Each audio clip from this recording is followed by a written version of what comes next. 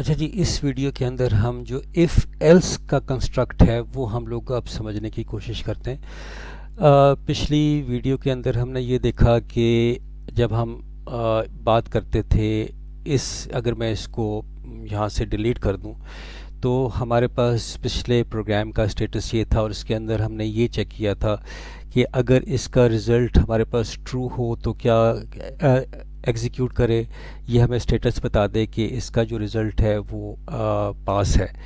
ये statement execute हो जाएगी, लेकिन हमने ये नहीं बताया था कि अगर ये इस एक्सप्रेशन का रिज़ल्ट फॉल्स हो तो वो क्या करना है। इसके लिए हमारे पास जो सेकंड कंस्ट्रक्ट है इफ़ का, वो इफ़ एल्स, उसको अब हम लोग इस्तेमाल करेंगे। अब हम उसको ये बताएंगे कि अगर ये जो इफ़ स्टेटमेंट है उसके अगेंस्ट जो आप इवैल्यूएशन लॉजिकल एक्सप्रेशन को चेक कर रहे हैं, अगर इसका रिज़ल्ट अगर ट्रू है तो वो क्या करे, वो तो ये कर ही रहा है।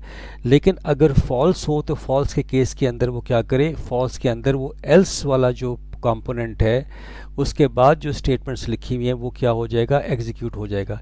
इसका सिंपल मतलब ये है कि if this condition is true then display this part, else display this part.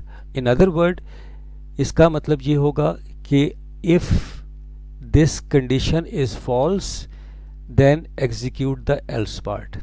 ठीक है, ये इसका मतलब है। अब हमारे पास ये दोनों ऑप्शन मौजूद हैं। अगर इसका रिज़ल्ट ट्रू हो तो क्या करना है, और अगर इसका रिज़ल्ट फॉल्स हो तो क्या करना है। ये दोनों चीज़ें हम लोगों ने बता दी। और अगेन सिलेक्शन हो रही है, या तो ये स्टेटमेंट एग्जीक्यूट होगी तो दूसरी स्किप हो जाएगी, और अगर पहली वाली स्किप होगी तो फिर क्या हो जाएगा, ये वाली एग्जीक्यूट हो जाएगी।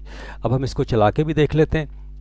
हम इसको एग्जीक्यूट करते हैं, कंपाइल करते हैं, और फिर हम इसको चेक करते हैं कि इसका जो रिज़ल्ट है वो क्या आया है। अब यहाँ पर हम देख सकते हैं कि ये जो आपके पास रिज़ल्ट आ रहा है वो क्या आ रहा है, वो फेल आ रहा है। वो फेल इसलिए आ रहा है क्योंकि यहाँ पर जो वैल्यू है वो क्या है, वो आपके पास 45 है, और ये कंडीशन क्योंकि फॉल्स हो गई तो ये इसने एग्जीक्यूट नहीं किया, वो एल्स पे चला गया, और एल्स पे जाके उसने क्या कर दिया, फेल्स कर दिया।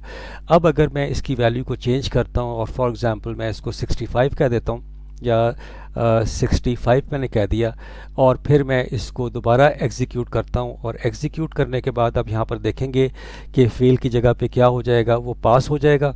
और अब यहाँ पर आप देख सकते हैं कि वो क्या हो गया, वो पास हो गया। वो इस वजह से पास हुआ क्योंकि अब जो ये इसका जो रिज़ल्ट है, इस रिलेशनल एक्सप्रेशन का जो रिज़ल्ट है वो अब ट्रू हो गया, और ट्रू के केस के अंदर जो पास वाली स्टेटमेंट है वो आपकी एग्जीक्यूट हो गई, और जो फेल वाली जो स्टेटमेंट थी वो क्या हो गई, वो स्किप हो गई। सो आई होप कि जो इफ़ एल्स का जो कॉम्बिनेशन है, जो स्टेटमेंट है, आपको इसका जो कॉन्सेप्ट है वो समझ आ गया होगा।